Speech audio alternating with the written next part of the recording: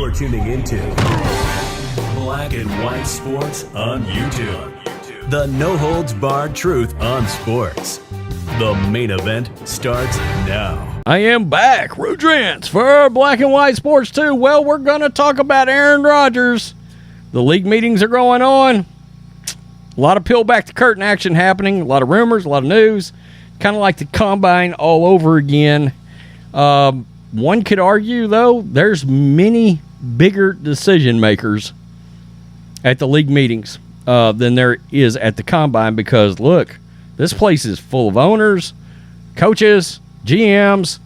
I mean, you name it, they're there. You know, I saw Belichick chilling in the cut, just smiling. I mean, hilarious. So anyway, Brian Gutekunst has come out and he's made some comments about Aaron Rodgers and the Jets.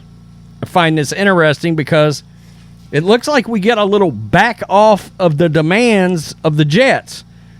And you got to wonder, are the Packers finally getting tired of letting this draw out? I've said many times in these Aaron Rodgers videos, I don't understand what the Packers are doing. You mean you got a chance to get out of this Aaron Rodgers situation that you obviously wanted out of in drafting Jordan Love.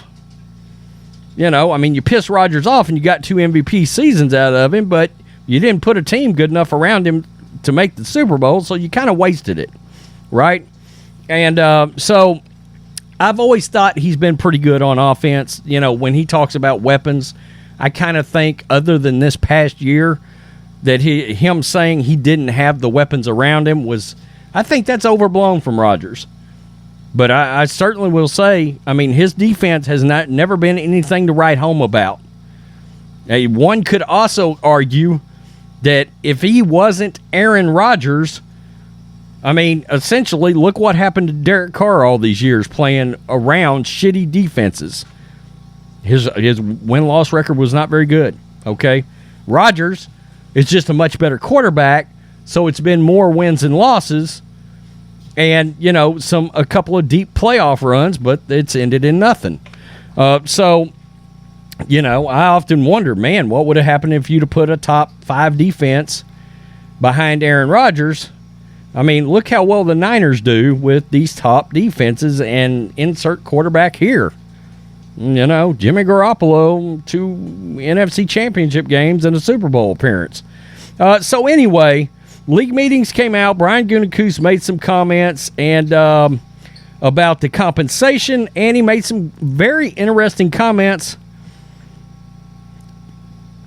about Aaron Rodgers and the lack of communication, and about Aaron Rodgers going 0 dark 30 on the Packers. Basically, it sounds like Aaron Rodgers has been done with the Packers for a while. Why? They can't get Aaron Rodgers to respond. He's not even talking to the Packers. Like Gutekunst said, they tried to reach out to him multiple times. Nah, nothing. And we'll get to that. There's video on it. Packers Brian Gutekunst says, first rounder not necessary for Aaron Rodgers trade. Interesting, because yesterday I did a video, an update on this.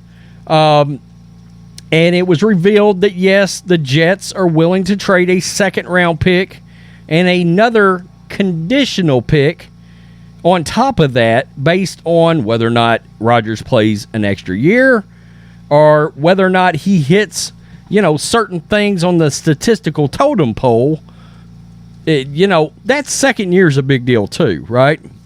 I think you're going to get a motivated Rodgers for this year because I think he senses doubt from some people, and I think he's also pissed at the Packers for literally getting him to this position.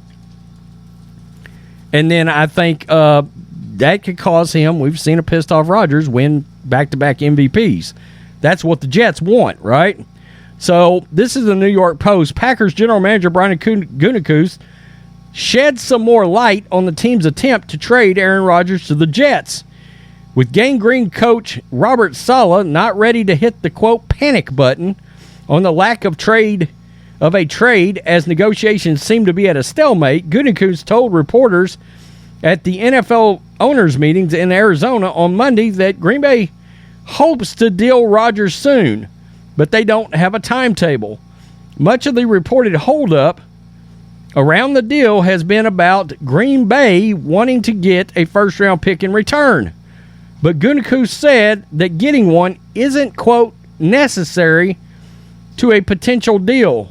Rodgers, 39, went on the Pat McAfee show 2 weeks ago, declared his intentions, of course, were to play for the Jets, and pushed the Packers to do the right thing by him.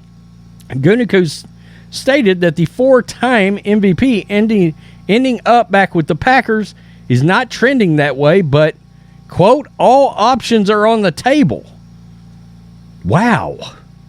No way. I mean, if this falls through, if Jets ownership and front office lets this fall through, it's going to be a massive failure. All of those fans are all over Aaron Rodgers. And look, the Jets came out yesterday. Joe Douglas came out, and I meant to talk extensively about this, but he came out and said it would be disingenuous and essentially dishonest to even look at Lamar Jackson because of Aaron Rodgers. Well, look, one could also argue, Joe Douglas, that it is your job to actually explore backup plans, okay?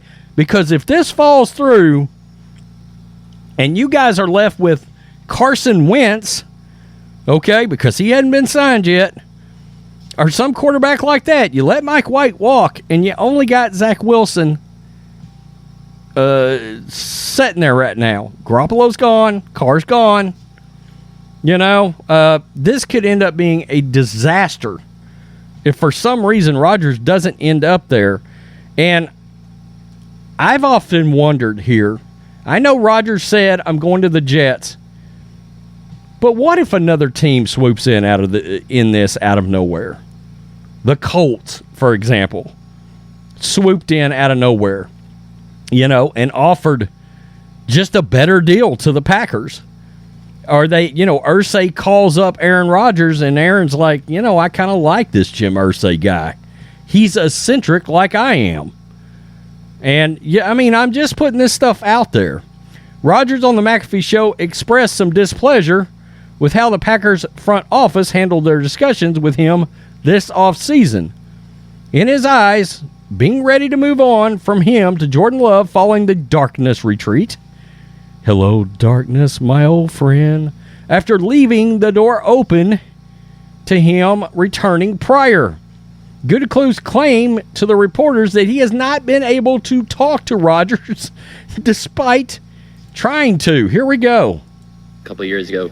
And he comes out a couple weeks ago and says you basically went behind his back to shop him and he didn't seem too pleased. From your perspective, how did the last couple months kind of transpire? Yeah, I didn't really take his comments like that, and it's certainly not true. I mean, I think, you know, as we got out of the offseason or after the season and we had a good conversation, and then, you know, we're going to have some follow-up conversations. And our inability to reach him or for him to respond in any way, I think at that point, then we just kind of I had to do my job and kind of reach out and understanding that a trade could be possible and see who was interested. But that shopping was never really part of that. So when you gave him that contract extension, you've said publicly your intention was for him to not just play last season, to play beyond that. At what point did it shift to, okay, we need to move on? Yeah, I think so. I think obviously it was a disappointing season, right?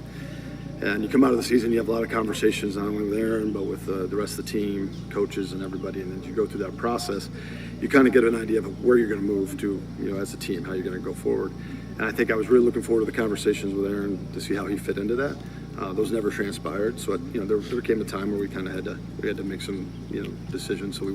Okay, so he said, I was really looking forward to conversations with Aaron, and those actually never transpired.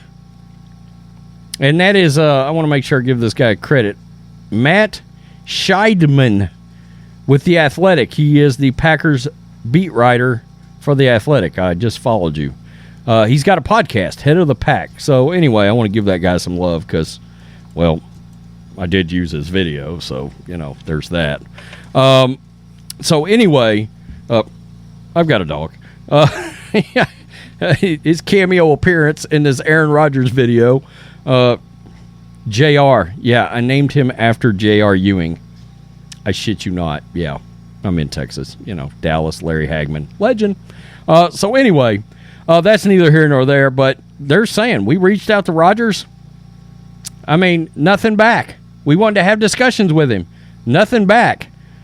So that's telling you, A, they made Aaron Rodgers mad, and B, Aaron Rodgers is just as done with the Packers as the Packers are with him. And I think they ultimately, and I'm sure Aaron got a sense of this, that when they did have the conversation, it was just going to be, I'm done. Because there's been rumors out there, heavy rumors, that essentially Rodgers got the feeling from the Packers throughout the season that they might have been done with him. Now, I know a lot of people are like, well, his play fell off. Well, we got to talk about this. We haven't a lot, but that's a thumb right there. Anybody remember Jimmy Garoppolo having a thumb injury a couple of years ago during the playoffs, but he played through it? All right? It's one reason everybody always talks about, well, Kyle didn't want Jimmy to throw the ball. Well, he had a bad thumb, and he had problems gripping the ball. Well, Aaron Rodgers played with that same injury. Okay? And let us acknowledge, he lost Devontae Adams. I mean, arguably a top 3 receiver in the league. Some might say the best receiver in the league. And he went to Vegas. Sure, that makes a difference. Don't believe me? Ask Amari Cooper and Dak Prescott how much those numbers changed when you lose a receiver that is that talented. And Devontae's better than Amari Cooper, so there's that. Tell me what you think. Packers, we can't find Rodgers. He won't even contact us back. Look, if they really don't want a first-round pick from the Jets have 2 second-round picks in this year's draft. Look, give them a 2, give them a conditional 3rd for next year, and throw them a 5th from next year or a 5th from this year, and get your quarterback on the roster. Before off-season activities, don't let this... Wouldn't you hate to peel back the curtain and find out this is over a 5th or 6th round extra pick? That's a 3rd... Well, we don't want to give up 3 picks for Rodgers. Who gives a rat's ass about a 5th or 6th round pick? You got a 4-time MVP in a place that's been devoid of starting quarterbacks for how many years? Just do it. Just do it. Tell me what you think. Peace. I'm out. Till next time. Thanks for watching the show. Be sure to like, comment, and subscribe. Be sure to tune in next time on Black and White Sports.